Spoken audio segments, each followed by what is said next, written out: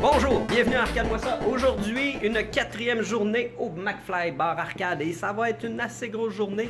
Ça fait quand même plusieurs semaines que je suis pas venu et les défaillances sont nombreuses sur les machines à boules. On va commencer dans l'ordre.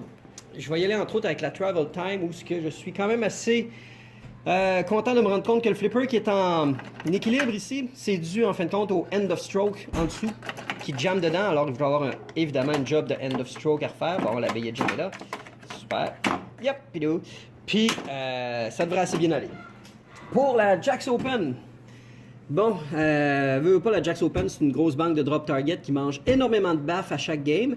Et puis, ça implique donc, une fois qu'on fait tomber les targets, les élastiques mangent la claque. Et là, on a carrément une lamelle qui dépasse et on en a une autre qui est pétée. Alors, il va falloir faire des petites tweaks de lamelle. La Dragon tient bien le coup. Sûrement juste un petit nettoyage en fin de journée si j'ai le temps, mais sinon ça va bien. Joker Poker, une drop target qui vient de péter, alors on va changer une drop target. $6 Million Man. $6 Million Man, ça fait un bout qu'elle a un drôle de problème que j'ai jamais pris le temps d'adresser, c'est-à-dire que si tu touches à deux côtés de machine, genre la Joker Poker puis la 6 Million, tu pognes un ground. Fait qu'elle est mal grandée. Et ça doit faire en sorte pourquoi aussi j'ai le fusible de coil qui saute à répétition. Mais en fait, comme saute à répétition.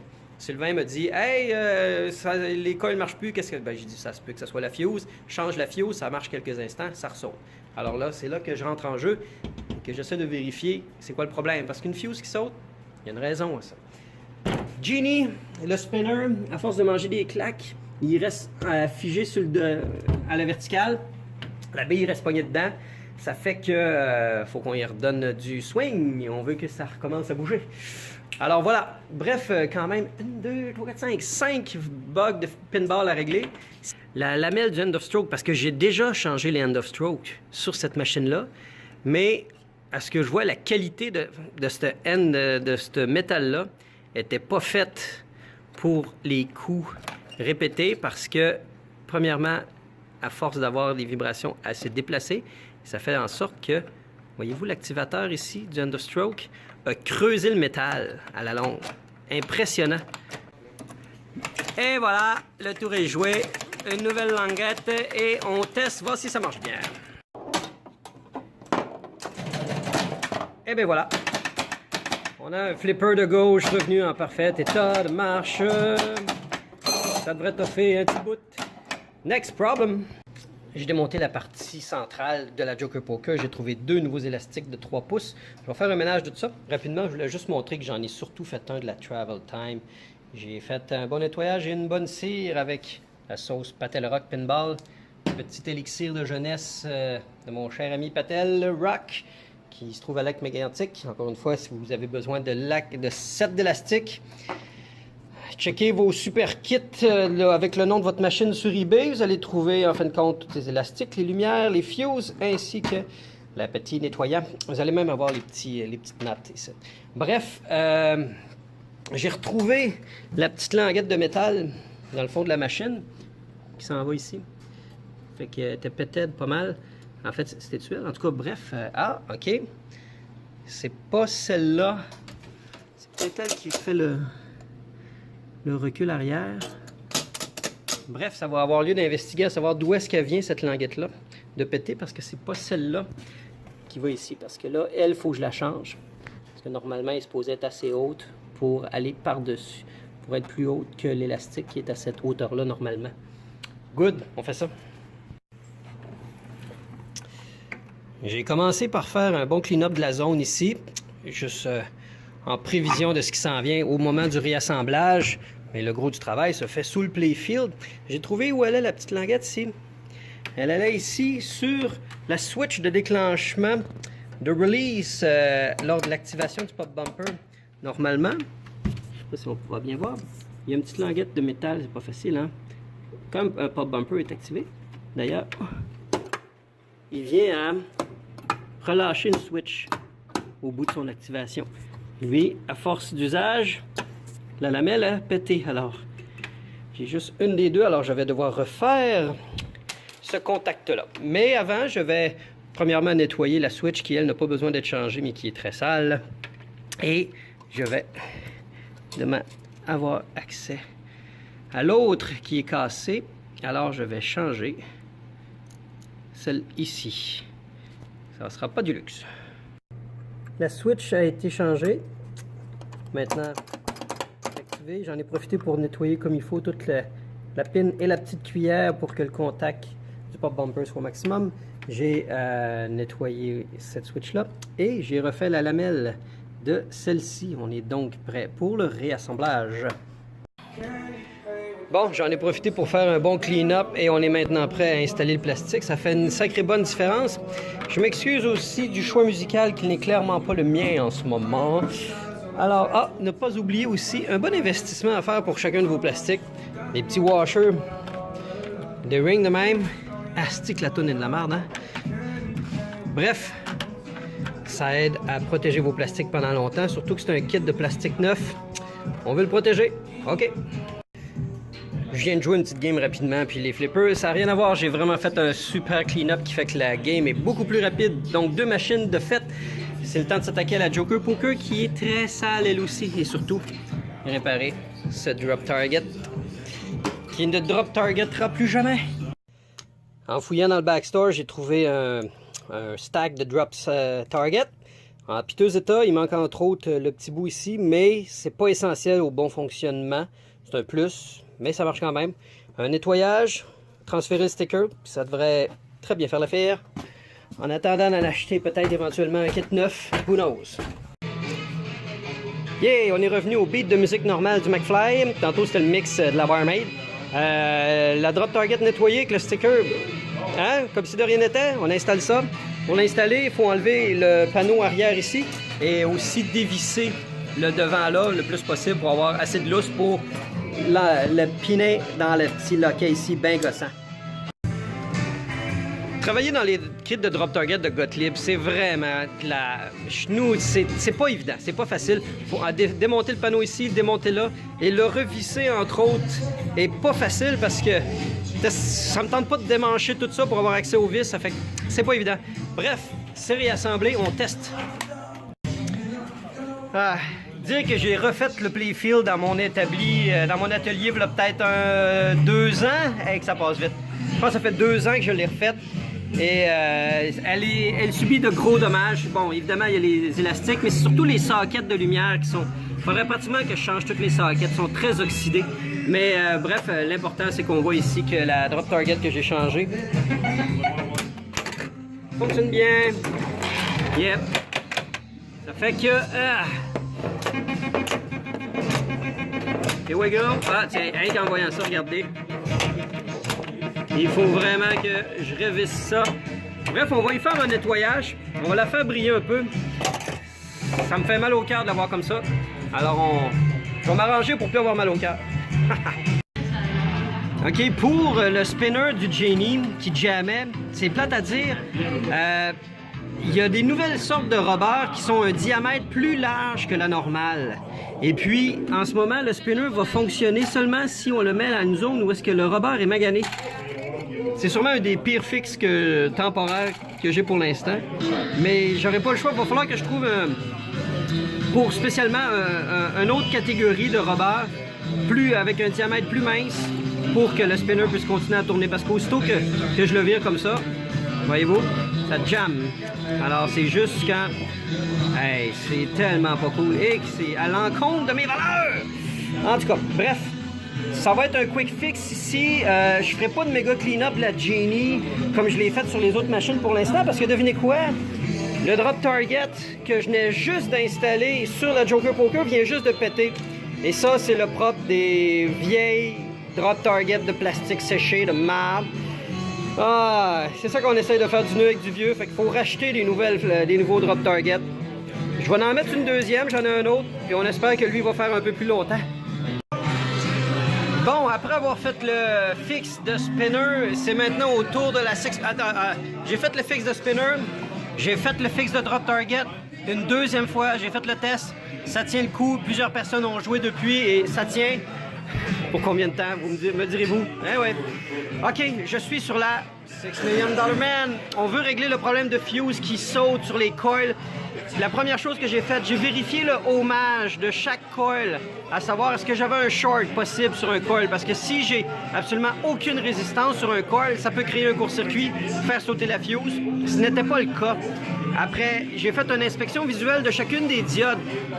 Tough luck, là, OK? C'est vraiment un coup de radar, là. Ben, il y avait en effet cette diode-ci qui avait un log. Les slingshots, je les avais jamais révisés sur cette machine-là, donc j'avais déjà rebuildé les flippers. Voyez-vous, ils ont des nouveaux coils, mais les slingshots jamais. Et c'est là que je me suis rendu compte qu'il y avait une diode dont une des pattes était carrément flottante, donc le contact était très intermittent. Je me suis pas cassé la tête, j'ai enlevé l'ancienne diode, j'en ai mis une nouvelle. Puis je me dis tant qu'à faire, je fais aussi l'autre que je trouvais un petit peu louche sur le deuxième slingshot, dans l'espoir que, là il me reste à l'enlever, à la finir de la dessouder. Mais j'ai un bon feeling qu'une fois qu'on va avoir fait ce fixe-là, mis une nouvelle fuse, ça va toffer pour un bon petit bout. Pour ceux qui se le demandent, quel type de diode je mets toujours des IN4007. IN4007, avoir ça en gros lot dans son coffre à outils, c'est une très bonne idée pour ceux qui... Ben, en fait, quand vous avez des machines, là, des solid state des début des années 80, là, les diodes, là, achetez-en à pelleter parce que ça brise souvent. Comme par exemple, la Target du centre ici, le problème qu'elle avait, c'était dû à sa diode. J'y reviendrai sur un autre chronique. Allez, on installe ça et on teste. Voyons voir, donc. C'est le changement de fuse et le diode va donner un peu de longévité à la game. Alors, on va faire un peu de manual input. Non, c'est pas grave. Allez, surstimulation. Oh.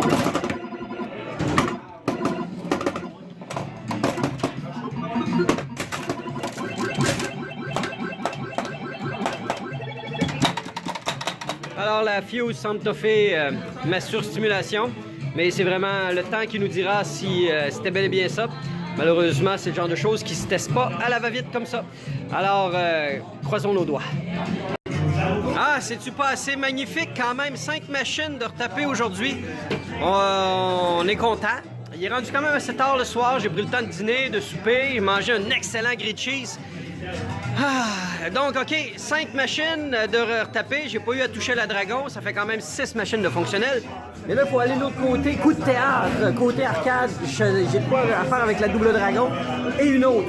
On va voir. Je me trouve présentement devant Double Dragon. Le plus gros problème que j'ai eu, hey, la manette ici avait des vis complètement slack, ce qui fait qu'elle avait complètement décroché de son socket. Elle était tellement slack que c'était rendu injouable de jouer. Et il était rendu impossible de faire des kicks parce que l'ancien Python avait perdu sa petite languette de soutien qui est juste ici. Je viens tout juste d'en mettre un nouveau. On va l'orienter du sens pour que je puisse être capable de mettre la switch. Et normalement, on devrait pouvoir recommencer à faire des kicks. On a rien de temps. Et voici. Can we kick again? Ouais, on peut donner des coups de pied à nouveau. Jump. Et on peut surtout... J'ai l'impression qu'on a des problèmes. Là, j'essaie de déplacer la manette et la sensibilité de la manette est très flaky en ce moment. Alors, j'ai l'impression vu que la manette était slack, le monde a joué raide après. Et c'est pas... Ah! OK, je comprends. Voyez-vous, ça, c'est le fil de ground. Le fil de ground est comme en daisy chain, donc il jump d'une place à l'autre. Et c'est le ground du punch. Le ground du punch, wow! Tout faire en même temps. Le ground du punch, c'est lui qui groundait la manette. Mais comme la manette a mangé plusieurs baffes, la soudure s'est défaite avec le temps. Alors j'ai simplement besoin de refaire la soudure ici et on va être capable de redéplacer le personnage sans problème.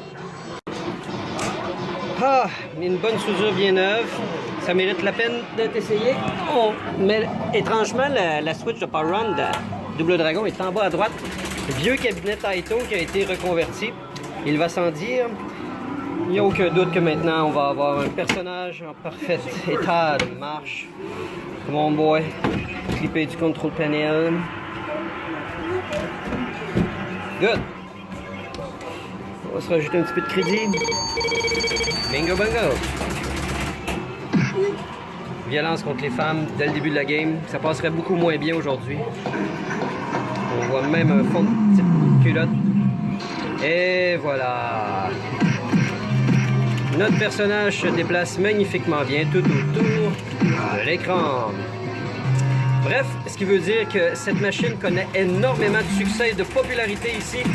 Pour que les deux manettes aient besoin d'être revissées, ça veut dire qu'il y a beaucoup de personnes qui ont joué. Est-ce que c'est la fin de ma journée? Qui sait? Eh bien non, c'est pas fini. C'est au tour de Centipede d'avoir besoin de moi. Attire tout seul! Sylvain m'apporte la clé! Lave live! On a un piton collé! Ouais, parce qu'il y a un interlock switch dans la coin door qui fait que la machine ferme aussitôt qu'on ouvre la coin door. Alors, je suis en train d'équiper le panneau de contrôle et...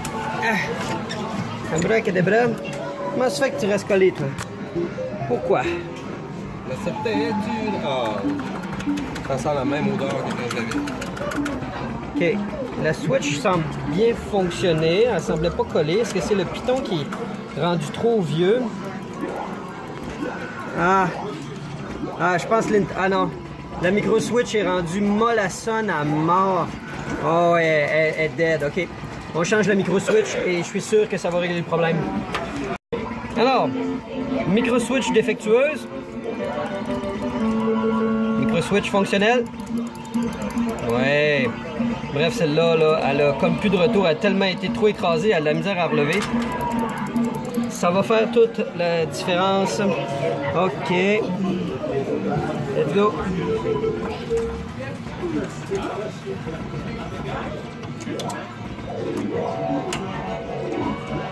Mon dos, j'ai de la misère à la clipper dedans, c'est bizarre.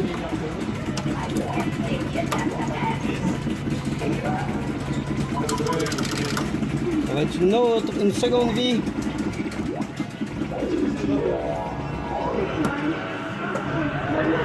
Good. On va fermer l'internal switch manuellement. En fait, on n'a qu'à tirer dessus. Et voilà. Ça reste power on quand on tire dessus. La machine me revit. L'écran n'est pas encore. Et voilà.